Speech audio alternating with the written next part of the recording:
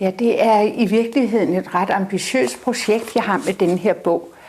Fordi jeg i virkeligheden gerne vil være med til at skabe en ny bevidsthed omkring alderdom og død.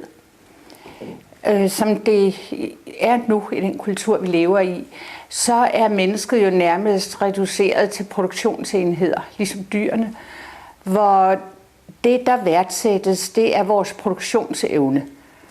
Og det er nogle gange sådan, at alderdommen, hvordan man vender og drejer det, sjældent kan betale sig, når det er den målestok, man bruger. Vi giver underskud, og for tiden står der i aviserne, som om vi dårligt har råd til alderdommen. Og der har jeg så set på andre kulturer, hvordan man har fokus på hele mennesket.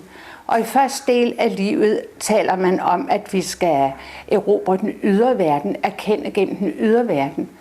Og senere i livet, hvor der er frihed fra arbejdslivet, er der så en mulighed til at realisere mere mennesket, det indre menneske.